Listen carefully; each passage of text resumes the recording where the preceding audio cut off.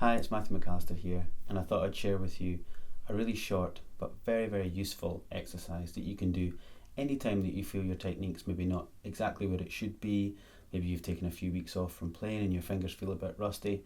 Well, I've got the perfect exercise for just checking to see if your left hand is behaving as it should. So, check this out. We start at the 12th fret on the top E string, so the highest string. We start at the 12th fret. We work with our weakest finger, which is our fourth finger, our pinky finger, sometimes we call it. The 12th fret is, or should be, on your guitar, where the string sits furthest away from the fingerboard, so it's at its highest point. The action is the highest it can be. And what we're practicing here is we're practicing playing a note there, and then releasing the finger and playing the open string. So we're going to go.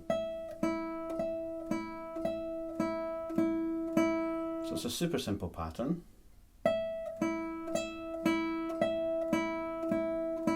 Okay, so we have the 12th fret and the open string, then again, and then 3 plucks of the open string.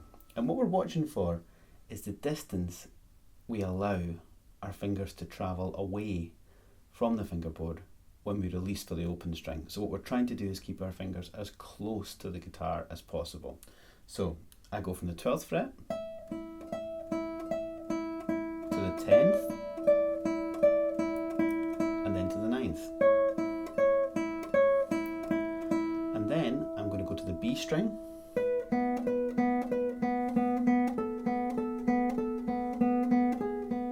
then the G string,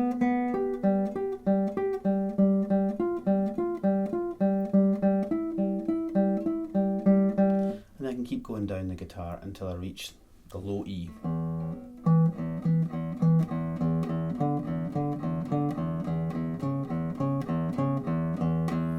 Obviously the low E string is really thick in comparison to the top E, so you have to make sure you're playing right on the tip of the finger and you're pushing the pressure right into the fingerboard so you avoid any buzzing. You don't want any squeak when you lift off either, so you're coming away from the string, you're lifting off the fingerboard, off the string, but you're not allowing the finger to fly off into space. So I'm going to show you it from another angle now, so you can really see what I mean about keeping the fingers as close to the guitar as possible. So what you've got here is a really close-up angle of my left hand. And if you haven't been playing for a couple of weeks, like I said, or you're a bit rusty, or even if your technique isn't that well developed, what you're going to see is when you release, the finger flies off the guitar. Okay, so it's like a ricochet almost. The finger jumps really far away from the fretboard. Okay, but what we're looking for is a really close level of control.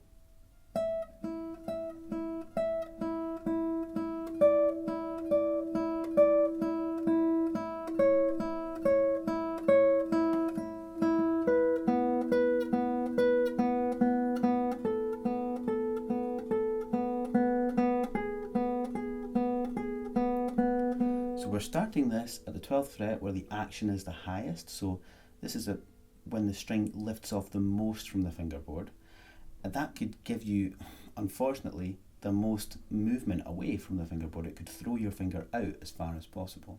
We've started with the weakest finger, our pinky finger, and we're sort of analysing how far up that comes.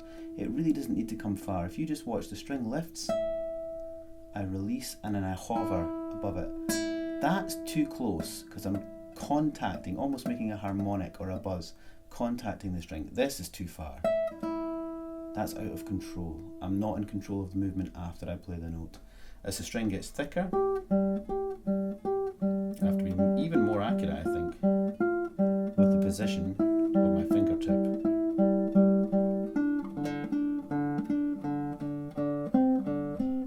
Now you can do this with any pattern. I've chosen that little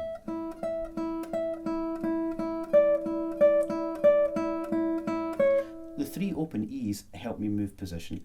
I'm not going very far down the neck. You could take this all the way down to the first position in a major scale or a minor scale. You can do whatever you want. I just like calibrating my fingers, so I'm using 12th fret, 10th fret and 9th fret. But then I use all my fingers. 3rd,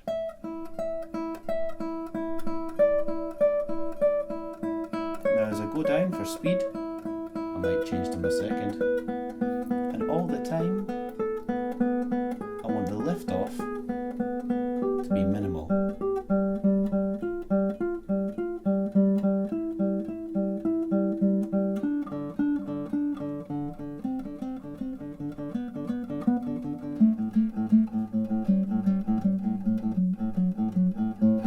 every time I see something like this, the hand really getting thrown far away from the guitar, I feel that it lifts very fast. I stop, shake the hand off, relax a little bit, put the hand back on the guitar, find my position, and try and just allow for these small, minimal movements. Okay, so there it is. It's super simple. It's a short exercise. You do it for 5 or 10 minutes when you practice. And if you do it pretty regularly, I think you'll see a difference. It's for all types of player, really. If you're a decent player but you haven't played for 2 or 3 weeks, your fingers are a bit rusty, just do it for a couple of minutes and just check to see how much freedom your left hand fingers have been given in that time, how out of control they are, how far away from the fingerboard they might want to wander. If you're a player whose technique's not that well developed, well, something for you to look at in real like shining a light on the technique. You can really see how much distance you allow your fingers to travel after they play a note, not before they play a note. If you're allowing your fingers to come very far away from the fingerboard, then when you need them for the next note, they have to work twice as hard to get themselves back to the guitar.